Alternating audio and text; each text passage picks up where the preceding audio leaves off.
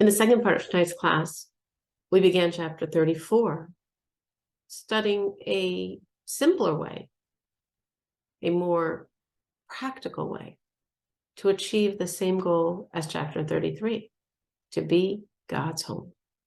So before we move on to the next, just a time to reflect. Anyone has something that they feel they gained from this chapter that helped them, or that they saw how they could apply it or did apply it, that they'd like to share? Hi, this is Rachel. So yeah, just yesterday when we were going to the store, I thought to myself, talking about the Geula and that we're in the Geula, and we studied Tanya, my husband and I, and so I thought to myself, gosh, you look at everything that's happening in the world and you think, this has been for generations, we're waiting for it, and now we're saying we're in it, and if it wasn't for the Rebbe, I don't know if I could really believe this, but as I listen, it's like almost like coming into my into the Ark of Noah, when I'm into all that world that doubts, and then I get into a shiur or get like tonight, it's like so comforting to really know that this is the truth. It's hard to see, but if we try as Jews, we can really see that it's all good. It's all one. That it's God. So, as you said, it's like going into Noah's Ark, right? Yes. That's what the Baal Shem Tov said. Go into the Teva, go into the words of Torah, go into the words of prayer. As we go into those words, that's our ark. That's the only That's our comfort ark. we can have. Yeah. So the more we immerse ourselves in it, the more we see the world through that paradigm. And then we're okay. Exactly. Anyone else? Thank you, Rachel. Anyone else? Something they've seen that they've applied through these weeks of learning this chapter? Goldie? So nice I get to see your face. Thank you. It's so much nicer than these black screens. I don't know how you do it. I just don't know how you do it. I teach every day, and I have to have I can't teach to a black screen. I can't do it. I was thinking very much last week you were talking about the idea that we give hana to the Eibishter, just like a parent, like a child gives hana to a parent, and through doing his, learning his Torah, doing his mitzvahs. And I was thinking about that this week and just thinking, my parents aren't alive, and the parents that I have, the parent that I have that's here with me now is the Eibishter. He's always with me. So just like I would have tried my best to give my parents nachas, I also try really hard to give the Eibishter nachas. And it was kind of like, it was just on my mind because you spoke about it. Maybe I didn't get it right, what you said, but like, that's what I thought. Wow. That's beautiful. And that's actually, in Tanya, in later chapters, we speak about this like love of God and compared to like your love of your father, your love of your parents. And the more naturally you feel that love for your parents, you can transfer it to understand what the Alter Rebbe is saying about love for God and wanting to give your parents nachas, wanting to give God nachas, and knowing God has nachas. Truly, it's supposed to be a very natural transfer, and then it makes things so great and simple, which is what we're looking for. The world makes things very confusing, and Torah hopefully shines that light that makes it straight and obvious. We want to give our parents nachas. We want to feel them having nachas in our accomplishments, and that's definitely with us and God. Thank you, Goldie. Anyone else? Anyone else has something they've taken now or previously from this chapter? There's a lot to take. It's a really, really packed chapter, and there's so much thought in it that really lifts us up and makes us feel good. Now, though, we could say, and this is how we transfer to chapter 34, that what if it's too deep, these thoughts? We try to make them very understandable. But what if it seems like a little too deep? Miriam, do you have something you want to add? Yeah, right before you said that, I actually had just that thought, I don't know if it's like I don't know if the vocabulary in my mind was too deep, but like, this concept of giving our parents nachas and kind of like being able to use that analogy to use towards the Eibishter. So, like Goldie said, her parents have passed, like my father, and there have been, I can't say that I don't have moments where I can tap into that kind of the thought, the feeling, the energy, the really feeling it, so to speak. But generally, of course, generally I always try to and I want to, but I can't say that I always am there. And I guess like on that same note, you're saying like, what if that's too deep? And I don't know if it's too deep or it's too intense or it's too abstract. Like I don't think it's too abstract because like, my father in my life was always so real, and his passing is so not real, actually. Like I have this denial of it, like I didn't see it, it didn't happen kind of thing. So in a way, to me, he's still here, he's still living, he's just out of town. And so kind of the same way that I was always connected to him, I'm connected to him now. You know what I'm saying? Like, It's interesting what you're saying, because I think of it like, since my father also passed away many years ago, I think that transfer of my love for my father and feeling that love from God, I sort of feel it's almost easier. I don't know if easier is the right word. Because my father's passed away. Say again?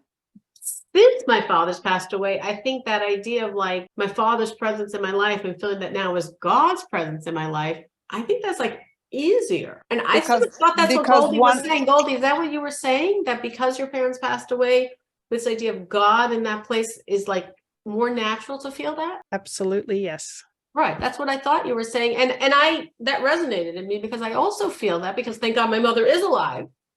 Baruch Hashem, forever. My God. And since my father's not, when I learned those pieces of Tanya and thinking of like my love for my father, my love for God, my relationship with my father, relationship with God, because I don't see my father, it's a very natural transfer. And since, thank God, I do see my mother, I never connected on that level. But what about that?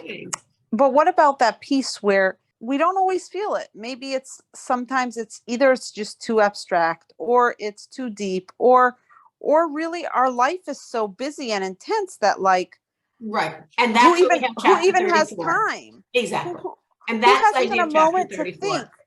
It's exactly. Like if we have a chance to take out a sitter in the morning to say brachos and get through it without interruption, and we said the words, what is it called? Almost by route. It wasn't, I didn't think about a single word, right? But I got through it. Then I'm like, Yahoo, like Great that's day. what God wants.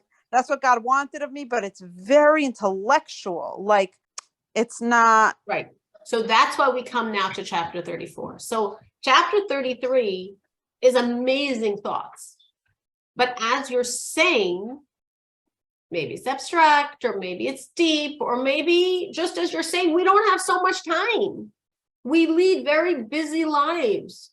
We think like the thing we most need is time. A few other things also, but time, which includes time to process, time to think, time to appreciate, time to delve inwardly. There's a lot of inward thought that went on in chapter 33. And what if it just doesn't happen because we don't get to that? Now, we think our lives are more crazy and more pressured than when the Alter Rebbe wrote this a few hundred years ago. I don't even know if that's true. They had different pressures. They also had pressures. They also were dealing with very existential pressures. Ours are a little different level. But they also had reasons, like the Jews in the time of Habakkuk, right? As we learned in chapter 33, the Jews said to Habakkuk, we can't handle this. We got too much going on inside and too much going on outside. And they didn't have social media to contend with. They didn't have internet to contend with. They didn't have, what were they contending with? Other things. Yes, that's right. They were contending with laundry. They were contending with making their clothing. They were contending with the elements. They were contending with keeping warm. They were contending with holes in the shoes. They were contending with a lot. We've always been contending with a lot. Different lots, but we've always been contending with a lot. And therefore, after chapter 33, which is a more cerebral, intellectual, philosophical road, but very powerful road, we're now giving another version, another way to do it, which is much more action-oriented. Our mama lashon, what's natural to us. Okay, just give me another thing to do. And then I just have to make time or prioritize and do it. And what we're going to say by the end of chapter 34 is the same things we can accomplish through this integration of our belief in the unity of God. We can accomplish doing much simpler things because the actions of a Jew are very, very, very powerful. Not taking away anything we gained from 33, but now creating another dimension, a much simpler dimension, but very powerful. Because God has given us the ability to do actions that change worlds. And that's what we're going to be discussing in chapter 34, once we finish like the intro. So today we're not going to get to there. V'hine, modastos, it's known to all, exactly. Modastos she'avot hein hamerkava. It's known to all that the avos, I mean all that, or it's Tanya for sure, Avraham, Yitzchak, and Yaakov, Abraham, Isaac, and Jacob, they were God's chariot. What does this mean, a chariot? This is a Kabbalistic concept. And what it means is that just as a chariot has no independent will, it's just going where it's directed. That was Avraham, Yitzchak, and Yaakov, Abraham, Isaac, and Jacob. They were God's chariot. Everything they did, including things that might seem like, so to speak, mistakes, don't get fooled. It was all exactly what God wanted. There was nothing independent. Their actions, their lives, their bodies were all a seamless expression of the will of God. Shekol Yamehem, all of their days, Lo'olam, forever. Lo hifsiku afilu shah achas. They didn't stop for 1 second. Milakasher dasam v'nishmasam l'ribon halamim, from connecting their minds and their souls to God, to the Master. Bebittul hanal, with its above mentioned nullification, lichudo yispara, to the oneness of God. Meaning, just to understand the difference between them and us, every time we serve God, we are completely nullified. We are God's chariot, to use that very hallowed term. We are God's chariot, but only that part of me invested in whatever it is, and only for the duration of that time. So right now, everyone on this class, your minds, your ears, your eyes, your heart, are all invested now in absorbing God's Torah, God's will and wisdom. So all those parts of you, your mind, your eyes, your ears, your heart, right now, God's chariot. But when you turn off the Zoom, when the class is over, when you go back to your dishes or to your knitting your socks or to your cleaning up or to paying your bills or to getting to bed, whatever you're doing, okay, it was over. It was nice while it lasted. So even now at this moment, it's not my entire body. It's exactly those pieces invested. And it's only for as long as I am invested. Abraham, Isaac, and Jacob, it was their entire being for their entire life. So they are the ultimate vision of God's chariot, which is why they merited that all of their descendants, and only exclusively their descendants, would be Jews, would have a godly soul. Until then, you got a godly soul if you deserved it. None with your parents. Your parents were holy, your parents were not. Each man for themselves. But because of their absolute nullification to God, in a row, boom, boom, boom, Abraham, Isaac, Jacob, all of their descendants, and only their descendants, possess a godly soul, have the ability to be, as we would say, be a Jew. So that was like, wow, the beginning. Then afterwards, V'acharehim, and after them, Kol HaNeviim. We have the smaller lights. You can imagine the big sun of Abraham and Isaac and Jacob. And then we have lots and lots of stars, all of the prophets. They were, our sages say, twice as many prophets as the Jews that left Egypt. Now that's what it says in the Talmud. So I don't know if it means literally the number of Jews that left Egypt, because approximately 3 million Jews left, which would mean 6 million prophets. Or if it means the number of males between the ages of 20 and 60 that were counted, which would mean 600,000, which would mean 1,200,000 prophets. But at the least, we're talking about 1,200,000 prophets. Now, I'm emphasizing that because we have maybe some 50 on record, those that have prophecies for generations. 50 some on record, 1,200,000 Jews at least were prophets. Everyone is a star. Everyone light.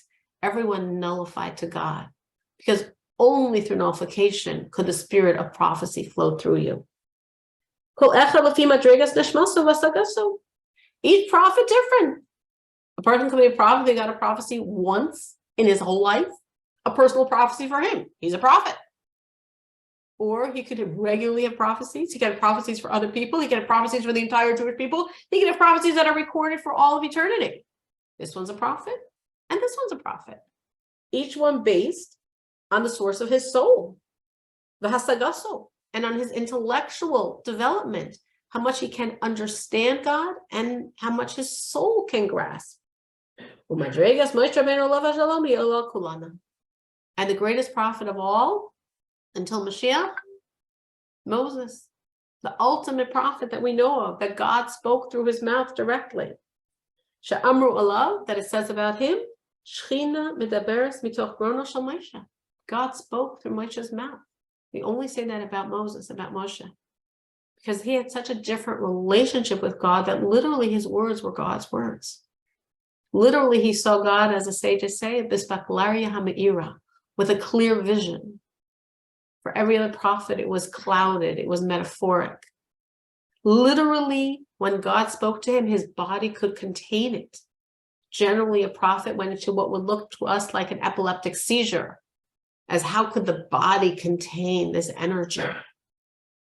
So we have little prophets, big prophets, Moses as the ultimate prophet, but they're all experiencing, like Abraham, Isaac, and Jacob, God's energy flowing through them, being that chariot, being nullified. And we all experienced it. As the Rebbe continues, and similar to this, we all merited by the giving of the Torah, when every single Jew was there. First of all, we were all there, because our generation is a reincarnation of the generation that left Egypt. But we're told that every single Jew was by the giving of the Torah. We all were there. So every single Jew experienced when God most revealed himself to us at this point. The ultimate is by Mashiach, and the closest we get to that was the giving of the Torah. But we couldn't handle it. Razal, as the sages say, shall call Dibur, that with every divine utterance, the souls left them. Meaning, we're sort of taking like a very fast historical overview to get to now, which is the point that everyone wants to go, but he's marching us very quickly through history to understand this and appreciate it contextually. So we have the forefathers and their whole life, every second of their life, with every part of their body, a complete extension of God's will. And then the next dimension after that are the prophets. Each prophet is like that during his prophecy. And then we say this is really for the Jewish people as a whole, as we all experienced it by the giving of the Torah, but we couldn't handle it. God's energy was like such a flame, our little flame just swooped into that fire, right? You imagine you have this big bonfire and a little flame, it would jump into the bonfire.